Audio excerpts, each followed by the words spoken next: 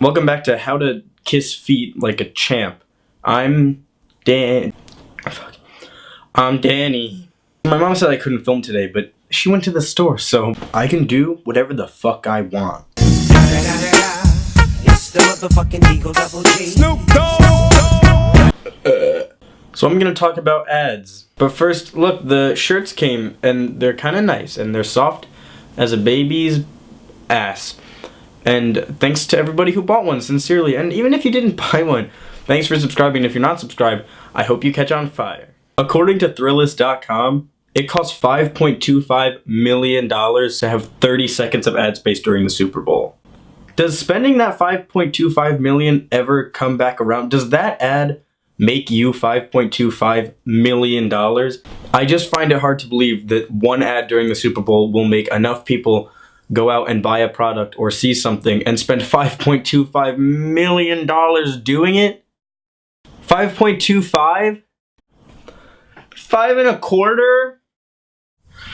$5.25 million? $175,000 a second?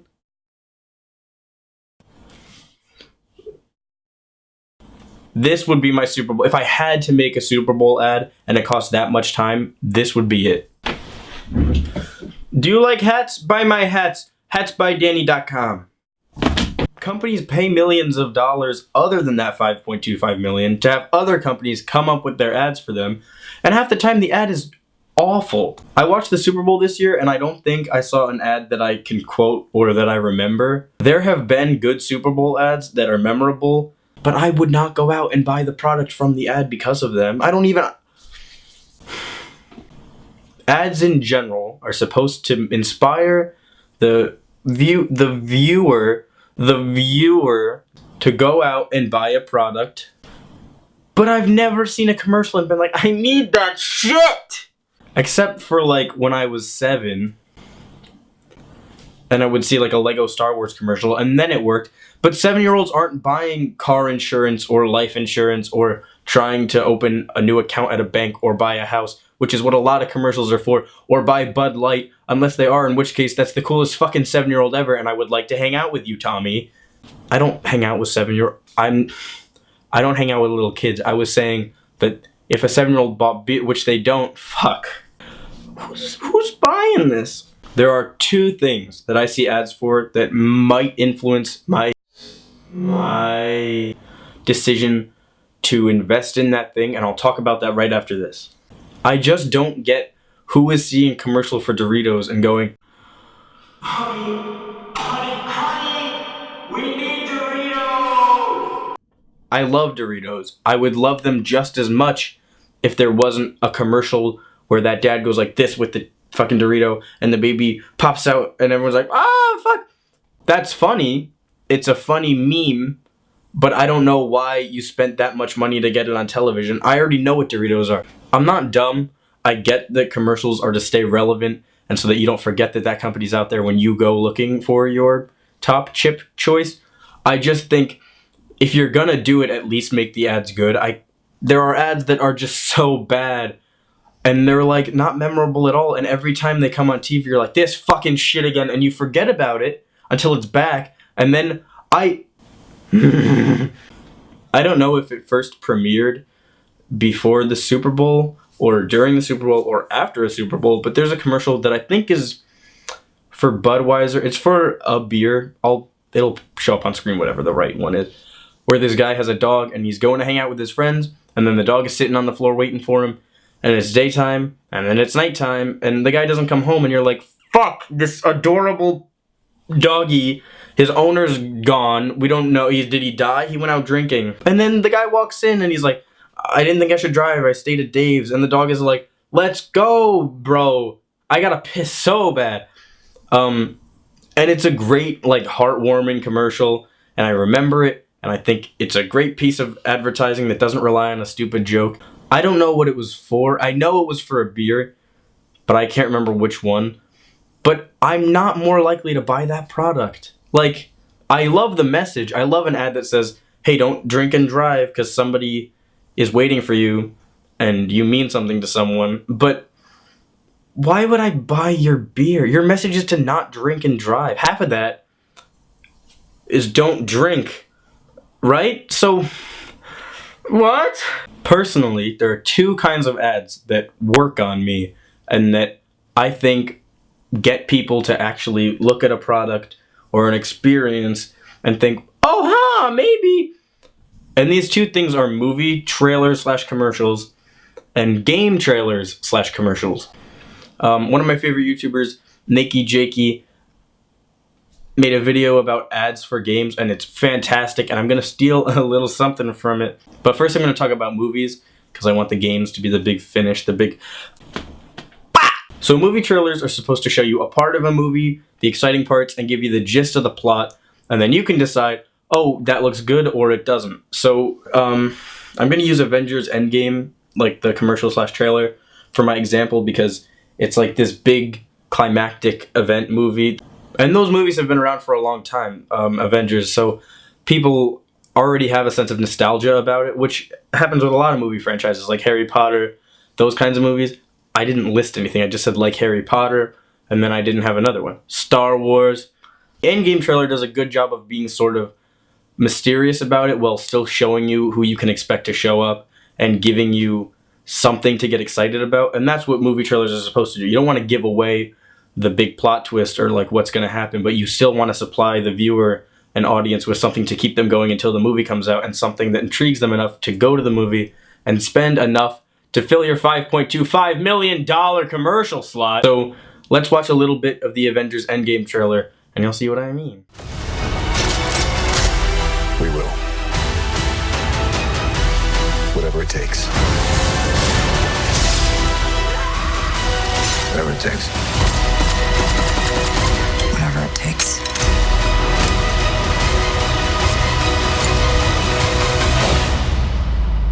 Whatever it takes.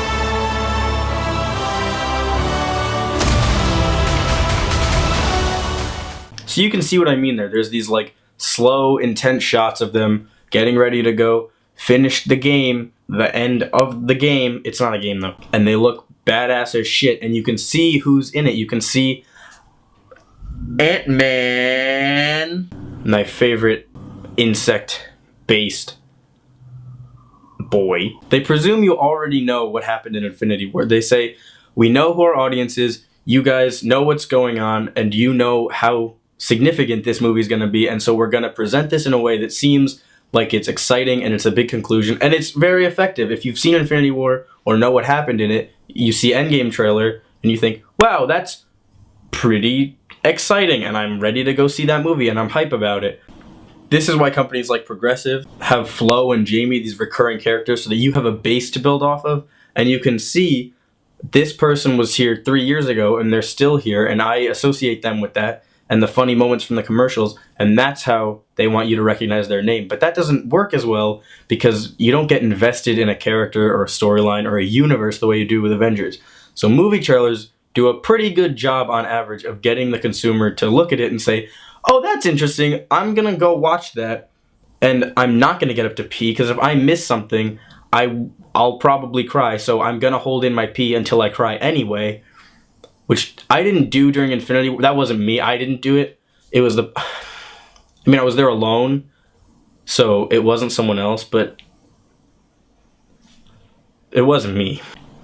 Okay, so the last thing I want to talk about is gaming trailers and commercials, because they're just so good.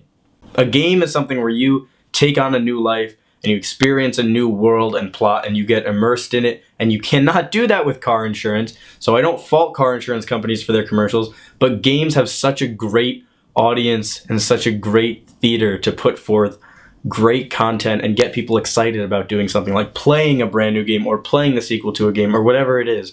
I have two examples of this that are fairly recent. I don't want to go back too far or else no one's going to understand the references. The first one is Fallout 76. Regardless of the gameplay or how you feel about it, or its online components, I don't care about that. The commercials did a great job of getting people who already knew the franchise and people who didn't know the franchise engaged and involved and excited about this new game that was coming out in sort of a new field for Bethesda in terms of an online multiplayer RPG. They did such a good job in the commercial of setting the stage and letting everybody know what was happening. The commercial gives you the sense of being in the midst of Cold War America right before it happens and then coming out of the shelter after the bombs have dropped. But let's watch some of the commercial and we'll just see how we feel about it.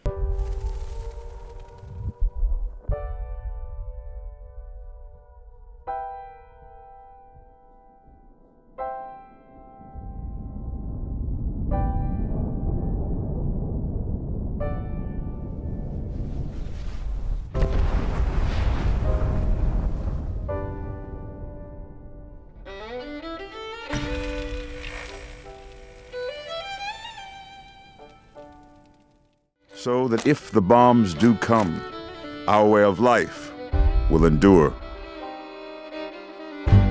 Almost heaven, West Virginia, Blue Ridge Mountains, Shenandoah River. Life is all there, older than the trees, younger than the mountains, blowing like the breeze.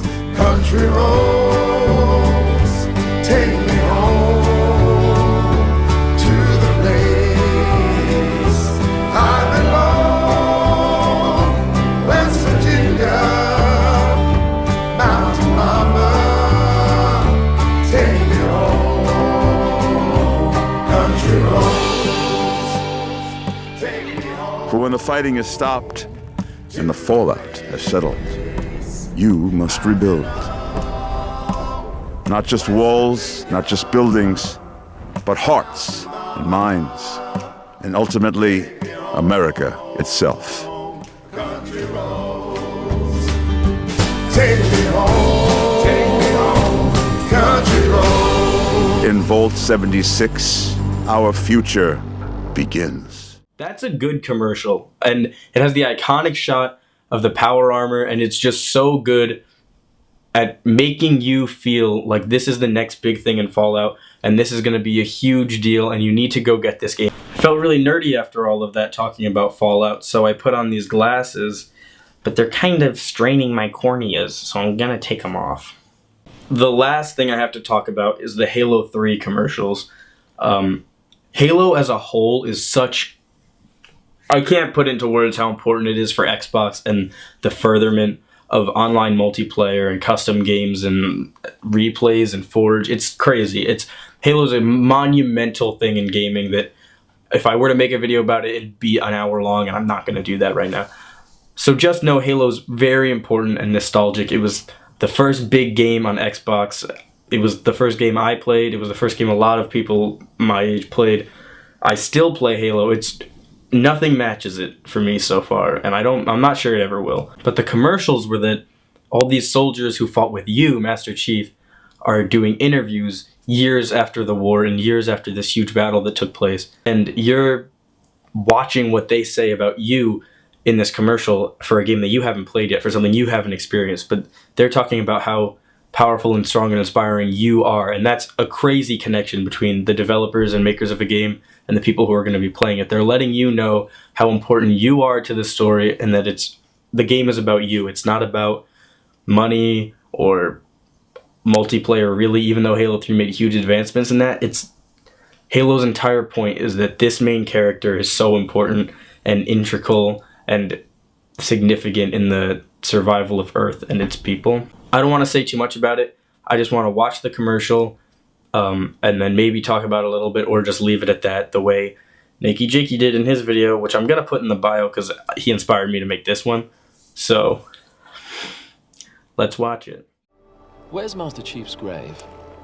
I don't think anyone really knows. There was a ceremony 5 years ago, over there, just as a symbolic gesture. The coffin was empty. Why was the coffin empty? No Spartan could be listed as KIA. They could only be listed as MIA, missing.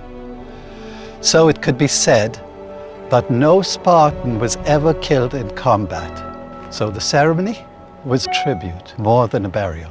Doesn't look like much. The chief told me once that no soldier should be honored for doing what is expected.